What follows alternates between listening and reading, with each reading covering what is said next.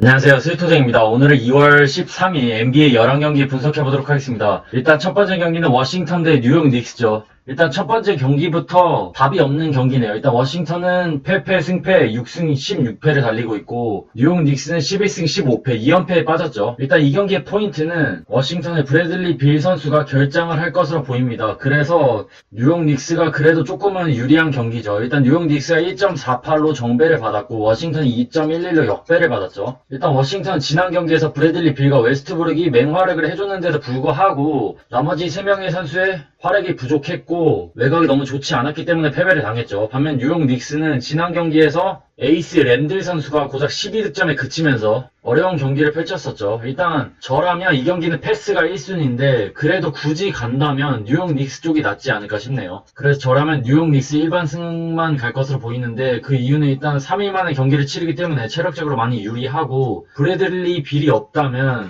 웨스트브룩 혼자서 많은 걸 해결해야 할 텐데 사실 뉴욕 닉스의 랜델 선수의 수비력만큼은 지금 엄청 좋고 그리고 RJ 바레카, 페이튼 그리고 벅스의 컨디션이 그렇게 나쁜 편이 아니기 때문에 브래들리 빌이 없다면 뉴욕 닉스가 일반 승은 가져가지 않을까 싶은데 그래도 이번 경기는 조금 위험하지 않을까 싶네요. 그 다음 경기는 샬럿 대 미네소타입니다. 일단 샬럿 12승 14패, 미네소타는 6승 19패죠. 일단 미네소타는 3연패에 빠졌습니다. 지난 클리퍼스와의 경기에서 119대 112로 패배를 당했죠. 미네소타에게 희소식이라면 칼 앤서니 타운즈가 복귀를 했죠. 지난 경기에서 18득점, 10리바운드, 야투점을 53.3%를 기록하면서 완벽하게 부활을 했지만 나머지 선수들이 부진하면서 클리퍼스의 벽을 넘지 못했었죠. 반면 샬럿은 지금 멤피스에게 패배를 당했네요. 지난 경기에서 로지어, 여기 조금 오타가 있는데 로지어와 라멜로 그리고 브리치스가 맹활약을 해주긴 했지만 멤피스 선수들의 컨디션이 워낙 좋았기 때문에 어쩔 수 없이 패배를 당했죠. 일단 샬럿이 1.35로 정배를 받았고 미네소타가 2.45로 역배를 받았죠. 일단 이 경기의 포인트는 러셀이 결정을 하고 그라운 선수가 출전 여부가 불투명한 상황인데 저라면 이 경기 조금 모험을 걸고 미네소타 역배승 그리고 더 안전하고 더 좋은 픽은 저라면 미네소타 프랜승이 낫지 않을까 싶네요. 그래서 저라면 미네소타 5.5 프랜승으로 갈 것으로 보이는데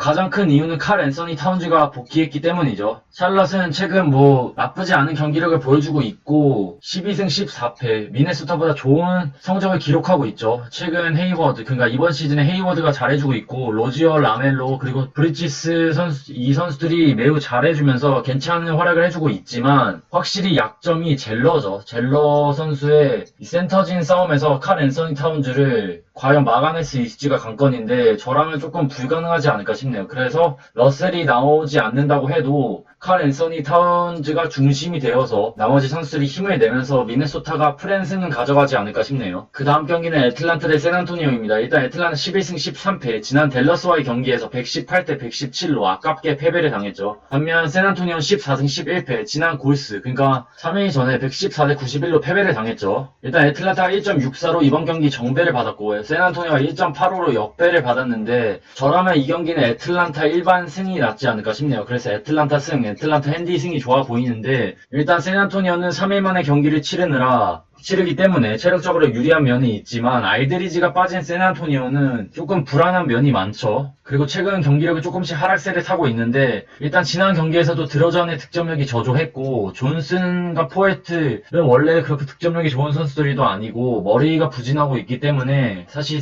애틀란타가 지금 콜린스의 컨디션도 괜찮고 휴어터와 트레이 영의 컨디션도 나쁘지 않기 때문에 주전 라인업 싸움에서는 확실히 애틀란타가 유리하지 않을까 싶네요. 물론 벤치에서 조금은 밀릴 수는 있지만 확실히 알드리지가 없다면 카펠라와 콜린스 이 듀오의 활약이 조금 부담스럽지 않을까 싶네요. 그래서 저라면 애틀란타 쪽으로 갈 것으로 보입니다. 그 다음 경기는 댈러스 대 뉴올리언스의 경기입니다. 일단 댈러스는 12승 14패 지난 애틀란타와의 경기에서 118대 117로 승리를 거두면서 3연승을 달리고 있죠. 반면 뉴올리언스는 지난 시카고전에서 패배를 당했죠. 일단 댈러스가 1.58로 정배를 받았고 뉴올리언즈가 1.94로 역배를 받았죠. 이 경기가 정말 어려운데 일단 최근 경기력만 놓고 보면 두 팀 모두 괜찮은 괜찮습니다. 시카고에게 지난 경기에서 패배한 뉴올리언스이긴 하지만 지난 경기에서 팀 야투성을 50.6%, 외곽이 36.1%일 정도로 선수들의 슛감 그리고 컨디션이 매우 좋았었죠. 시카고의 미친 외곽, 미친 활약 때문에 어쩔 수 없이 패배한 거지 뉴올리언즈가 못해서 패배한 경기는 아니었습니다. 반면 댈러스도 일단 포르징기스, 리차드슨, 돈치치, 하더웨이 이 주축 선수들의 컨디션도 나쁘지 않고 지금 3연승을 달리고 있죠. 그래서 누가 이겨도 이상하지 않은 경기지만 저랑은 조금 모험을 걸고 뉴올리언스 역배승, 뉴올리언스 핸디, 그러니까 프랜승이 낫지 않을까 싶네요. 일단 최근 잉그램과 자이온 이 두 명의 선수들이 매우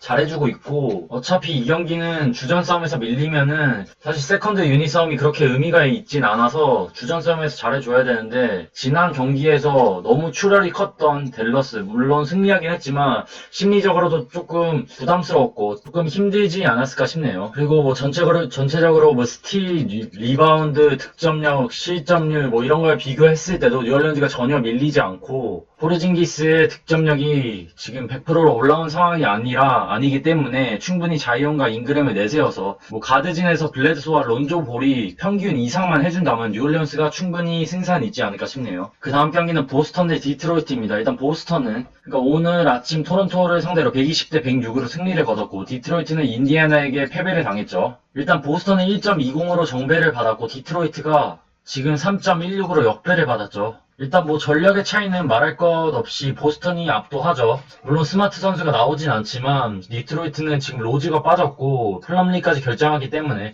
뭐 공격 옵션이라 한다면 그랜트와 그리핀밖에 없는데 두 선수도 오늘 아침 경기를 보니까 뭐 그렇게 좋은 편은 아니었죠. 반면 보스턴은 오늘 오젤라이가 24득점, 야투성을 66.7%를 기록하면서 좋은 활약을 해줬었죠. 그래도 이번 경기는 조금은 찝찝한 경기지 않을까 싶네요. 보스턴 선수들이 오늘 토론토와 경기를 치르느라 물론 승리하긴 했지만 체력 소모가 매우 컸죠. 그리고 스마트까지 없었기 때문에 이 5명, 그러니까 주전 5명의 지금 로테이션에 문제도 있었고 그래도 체력적으로 더 문제가 있지 않을까 싶네요. 디트로이트보다. 그리고 디트로이트는 뭐 지난 경기에서 벤치에서 잭슨과 베이 선수가 득점력을 많이 올려줄 만큼 뭐 선수들의 고른 활약이 있었죠. 뭐 확실한 공격 옵션이 없긴 했지만 그래도 두 팀 모두 백투백인 만큼 보스턴이 조금 더 타격이 있지 않았을까 싶네요. 그래서 저라면 이번 경기는 조금 전력을 무시하고 일반 승패는 패스하는 게 좋고 핸디는 디트로이트 쪽으로 가는 게 낫지 않을까 싶네요. 핸디는 저라면 8.5 디트로이트 쪽으로 가는 게 낫지 않을까 싶네요. 그 다음 경기는 시카고 대 LA 클리퍼스입니다. 일단 시카고는 10승 14패 지난 뉴올리언스와 경기에서 129대 116으로 승리를 거뒀죠. 지금 퐁당퐁당을 오가고 있는데 최근 잭라빈의 활약이 미쳤죠. 지난 경기에서는 일단 잭라빈이 46득점, 야투성을 68%를 기록했고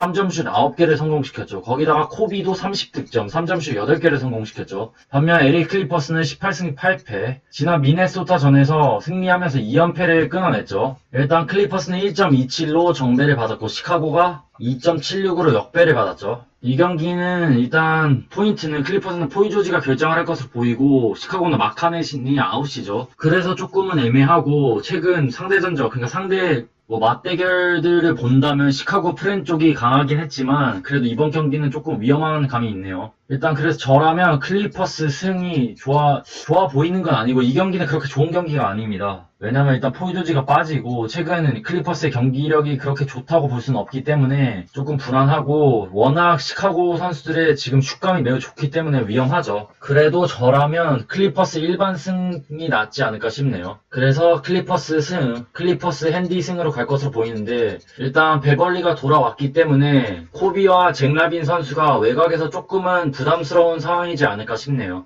그리고 지난 경기에서 레너드도 36득점, 야투성 52%를 기록할 정도로 컨디션이 매우 좋았었죠. 그리고 레지 잭슨의 컨디션도 괜찮았고 루 윌리엄스의 득점력도 많이 올라갔기 때문에 주전 싸움에서 박빙의 상황을 만든다고 해도 루 윌리엄스와 주바치가 있는 클리퍼스의 세컨드 유닛이 시카고를 상대로 무력화하면서 조금 클리퍼스가 클리퍼스가 핸디 승을 가져가지 않을까 싶네요. 그 다음 경기는 덴버 대 오클라호마입니다. 일단 덴버는 13승 11패 지금 지난 클벌과의 경기에서 승리하면서 연패를 탈출했죠. 반면 오클라호마는 2연패에 빠졌습니다. 지난 레이커스전에서 2경기 연속, 그러니까 연장 경기를 펼치면서 패배를 당했죠. 일단 덴버가 1.07로 정배를 받았고 오클라호마가 지금 4.65로 역배를 받았죠. 저라면 이 경기는 덴버 일반 승, 덴버 핸디 승이 낫지 않을까 싶네요. 12.5라 조금은 부담스럽긴 하지만 그래도 덴버 쪽이 낫지 않을까 싶네요. 일단 오클라호마는 지난 2경기에서 레이커스를 상대로 충분히 비볐고 충분히 잘해주긴 했지만 너무 조금 정신적으로 힘들지 않을까 싶네요. 지난 레이커스 1차전에서 충분히 승리할 수 있었던 경기지만 또 연장까지 끌고 갔고 지난 경기에서도 그랬기 때문에 선수들의 사기가 조금 떨어졌을 것으로 보이고 사실 지난 경기에서 요키치가 12득점밖에 올리진 못했지만 슛감은 괜찮았고 같은 포터주니어 폴 밀스앱의 득점력까지 살아난 상황이라 지금 기저스가 없는 오클라호마라면 사실 머레이와 득점력, 득점 레이스를 해줄 선수가 없고